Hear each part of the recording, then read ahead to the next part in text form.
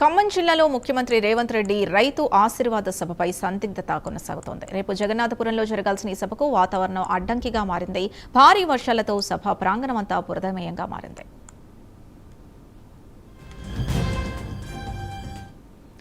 నిన్న కురిసిన చెడివానకు జగన్నాథపురంలోని సభా ప్రాంగణంలో వేసిన టెంట్ల పోల్స్ గాలికి కూలిపోయాయి. మరోవైపు మత్కేపల్లి క్రాస్ రోడ్డు వద్ద 15 స్టాళ్లతో ఏర్పాటు చేయాలనుకున్న రైతు మేళా ఎగ్జిబిషన్ కూడా రద్దయింది.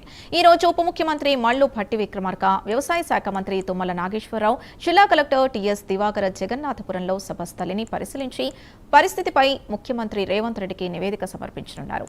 ఆ నివేదిక ఆధారంగానే రేపు సభ జరుగుతుందా లేదా అనే దానిపై తుది నిర్ణయం తీసుకుంటామని మంత్రులు చెబుతున్నారు.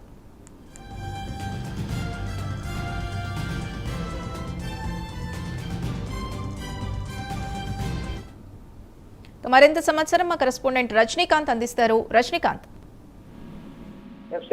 ఖమ్మం జిల్లా జగన్నాథపురం అంటే చింతకాని మండలం జగన్నాథపురంలో రేపు రైతు ఆశీర్వాద సభ నిర్వహించ తలపెట్టినారు. ఈ సభకు సీఎం రేవంత్ రెడ్డి వచ్చి అక్కడి నుంచే రైతు బంధు వర్షాకాల రైతు బంధు సీజన్ సంబంధించిన డబ్బులను కూడా పంపిణీ చేయనున్నాడు కాలాంతరంగా. ఆ సందర్భంగా కూడా ఖమ్మం జిల్లాలో దాదాపు ఉమ్మడి ఖమ్మం జిల్లాతో పాటు కొత్తగూడెం జిల్లా సంబంధించిన కూడా పూర్తిగా అన్ని రకాల రైతులు, దాంతో పాటుగా వివిధ కాంగ్రెస్ పార్టీకి సంబంధించిన నేతలు, ఎమ్మెల్యేలు దాంతో కూడా రావడానికి మొదట పూర్తి ఏర్పాట్లు కూడా చేశారు. దీనికి సంబంధించిన కూడా 3 పూర్తిగా రూట్ మ్యాప్లు కూడా ఏర్పాటు చేసి పోలీసు కమిషనర్, దాంతో సునీల్, జిల్లా కలెక్టర్ టీఎస్ దివాకర్ కూడా పూర్తి ఏర్పాట్లు కూడా చేశారు. కాకపోతే గడిచిన 2 రోజులు నిన్న ఈ రోజు మొన్న 3 రోజులు గడిచిన 3 రోజులుగా వర్షాలు మాత్రం దంచుకొస్తుండటం, చింతకాని మండలం, దాంతో పాటు బోనకాల మండలంలో అత్యధిక వర్షపాతం నమోదు కావడం, జగన్నాథపురం చింతకాని మండలం జగన్నాథపురంలో రేపు జరగబోయే ఆశీర్వాద సభ సందిగ్ధంలో పడిందని చెప్పాలి. గత 2 రోజులుగా కురుస్తున్న భారీ వర్షాల కారణంగా జగన్నాథపురం సభా ప్రాంగణంలో మాత్రానికి పూర్తిగా పంట పొలాలు మొత్తం కూడా పూర్తిగా నల్లరేగడి భూములు కావడం, నల్లరేగడి భూముల్లో పూర్తిగా వాటర్ నిలిచిపోవడంతో బంగమట్టి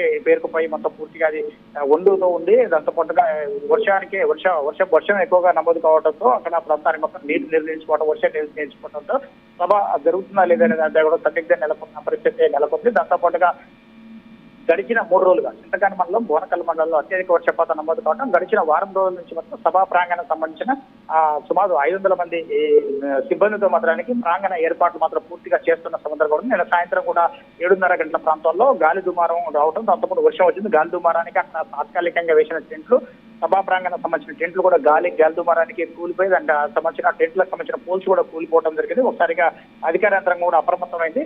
రేపు ఆశీర్వాద సభ జరుగుతుందా లేదనే మీమాంసలో కూడా పుట్టుమిట్టాడుతున్న పరిస్థితి. ఇప్పటికే మంత్రులు డిప్యూటీ సీఎం భట్టి విక్రమార్క, తుమ్మల నాగేశ్వరరావు, పొంగులేటి శ్రీనివాసరావు కూడా పలు దఫాలుగా గడిచిన వారం రోజుల నుంచి ఎమ్మెల్యేలు, స్థానిక ఖమ్మం జిల్లాలో కాంగ్రెస్ పార్టీ ఎమ్మెల్యేలు మొత్తం కూడా 5 ఎమ్మెల్యేలు కూడా పూర్తిగా ఆ ప్రాంగణాన్ని కూడా పూర్తిగా పరిశీలించారు. దీని సందర్భం నేపథ్యంలోనే ఇక్కడ సభ జరుగుతున్న నేపథ్యంలో జగన్నాథపురం క్రాస్ రోడ్డు అంటే మత్కేపల్లి క్రాస్ రోడ్డు, జగన్నాథపురానికి దగ్గరలో ఉన్న మత్కేపల్లి ప్రాంతంలో మాత్రం 150 స్టాల్స్ మాత్రానికి రైతులకు సంబంధించిన స్టాల్స్ కూడా ఏర్పాటు చేయాలని సార్ ఎగ్జిబిషన్ కూడా 3 రోజుల నుండి వాయిదా పడుతూ వస్తుంది.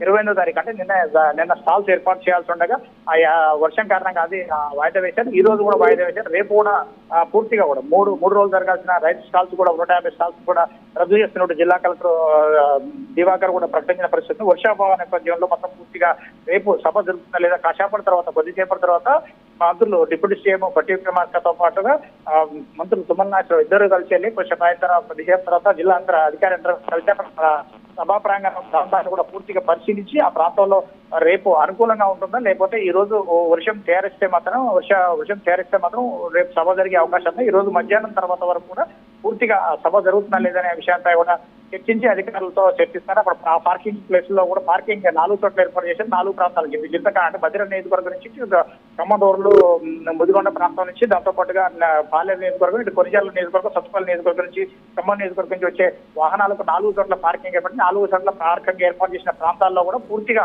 వర్షంతో నిండి ఉంటాయి. ఇదంతా నల్లరేగడి భూములు కావడంతో పూర్తిగా దిగబడుతుంది. భూమిలోకి కాలు పెడితే లోపలికి దాదాపు 2-3 ఫీట్ల వరకు దిగబడుతున్న నేపథ్యంలో అక్కడికి వచ్చిన సభా ప్రాంగణానికి తీసుకొచ్చే టెంట్లకు సంబంధించి ట్రాక్టర్లు, డోజర్లు, కుక్లైన్లు, దాంతో పాటు లారీలు కూడా దిగబడిపోతున్న మాత్రం అధికార యంత్రం కూడా పూర్తిగా అప్రమత్తమైంది. రేపు సభ జరుగుతుందా లేదనే దానిపై కూడా కొద్దిసేపటి తర్వాత అధికార యంత్రంతో పాటు మంత్రులు భట్టి విక్రమార్క, తుమ్మల నాగేశ్వరరావు పరిశీలించి ప్రాంతాన్నంతా పరిశీలించిన తర్వాత సీఎం కు నివేదిక అందిస్తారు. నివేదిక అందించిన తర్వాత ఈ సభ ఉండేది లేనిది కూడా పూర్తి వివరాలు వెల్లడిస్తామంటూ మాత్రానికి అధికార యంత్రాంగం ఇటు మంత్రులు కూడా చెప్తున్న పరిస్థితి నెలకొన్నది. Right, thank you Rajinikanth.